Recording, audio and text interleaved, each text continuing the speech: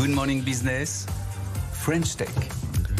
UGC, User Generated Content, des contenus créés par les utilisateurs. C'est une petite révolution apparemment dans les jeux vidéo et c'est la spécialité de Rivers qui vient de clôturer sa première levée de fonds de 4 millions d'euros. Romain Hubert, bonjour. Bonjour. Des contenus créés par les utilisateurs. Ça veut dire que vous faites quoi s'ils créent eux-mêmes leurs jeux vidéo? Alors nous, Rivers, on est un studio de développement de jeux UGC, donc à la différence des studios de l'industrie traditionnelle qui développent des jeux sur App Store, sur console, sur mobile.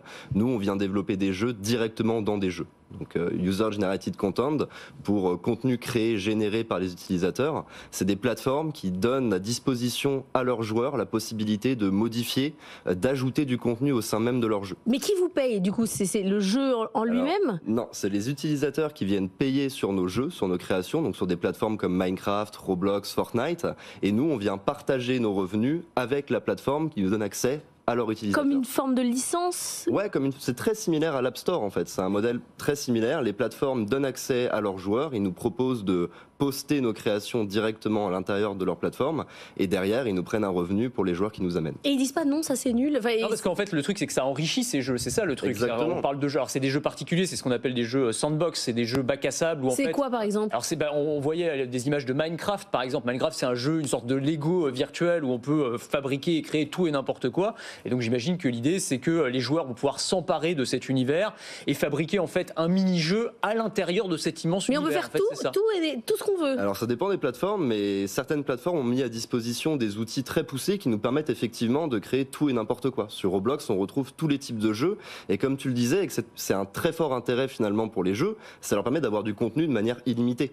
Et donc des jeux comme Minecraft et Roblox, ils ont tous dépassé la décennie. Ça fait Minecraft plus de 15 ans que ça existe et 15 ans que c'est un succès. Le jeu se réinvente tout seul en fait. Exactement. Mais alors moi j'ai regardé, je veux pas vous causer de problème, hein, mais j'ai regardé les jeux que vous proposiez et je voyais des licences hyper fortes. C'est-à-dire que par exemple à l'intérieur de Minecraft, vous avez un jeu qui est basé sur Pokémon ou un autre qui est basé sur One Piece. Mais vous avez les propriétés intellectuelles pour faire ça ou vous avez créé une sorte de petit jeu façon Pokémon en filoutant un peu? Alors non, c'est des jeux partenaires pour le coup, donc c'est pas nous directement qui les créons, on publie finalement des jeux qui sont créés par d'autres créateurs sur la plateforme et pour le coup on utilise des licences et des modes qui sont créés par d'autres finalement ayant droit et donc c'est pas nous directement qui utilisons la licence. D'accord. Parce que j'imagine que je suis pas sûr que ceux qui ont créé le jeu aient demandé à la Pokémon Company s'ils avaient le droit d'utiliser la licence. Ça existe bien sûr, hein. On a des licences qui sont présentes sur les plateformes UGC. Okay. Par exemple Roblox ont annoncé assez récemment intégrer un jeu One Piece officiel, donc bien sûr ça existe, c'est possible et ça se fait de plus en plus. Donc vous, la nouveauté de votre studio, c'est qu'avant il n'y avait pas de studio qui faisait ça. Là désormais vous avez industrialisé le process,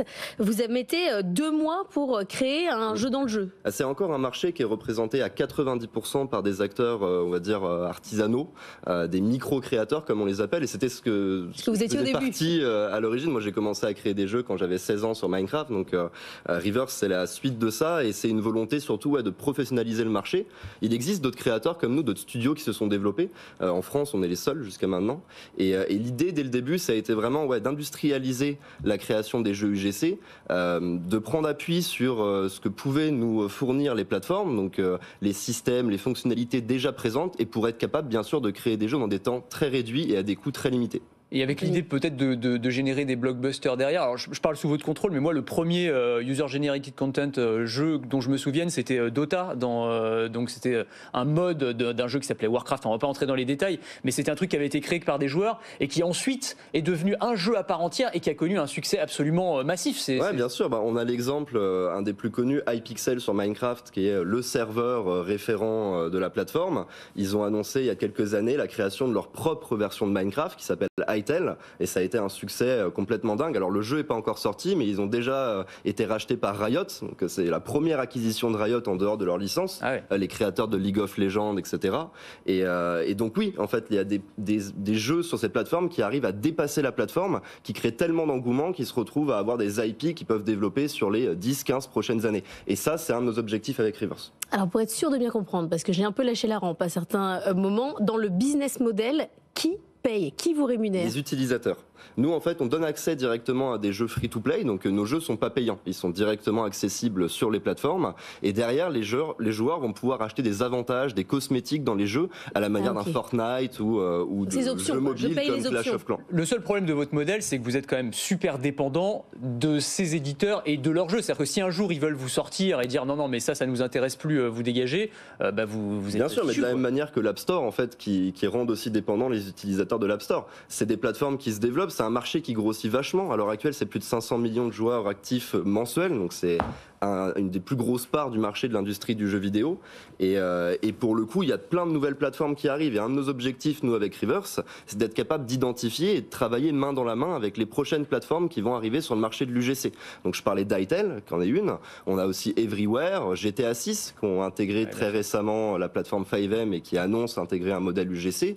Nous, l'objectif avec Reverse, c'est une des raisons de cette levée, c'est effectivement d'être capable de développer plus de jeux et plus de plateformes. Bon, moi, ce que j'ai retenu, c'est qu'on peut commencer à jouer et après faire une belle entreprise qui lève 4 millions. C'est un beau message pour tous les parents qui nous écoutent. Merci beaucoup d'être venu ce matin, Romain Hubert.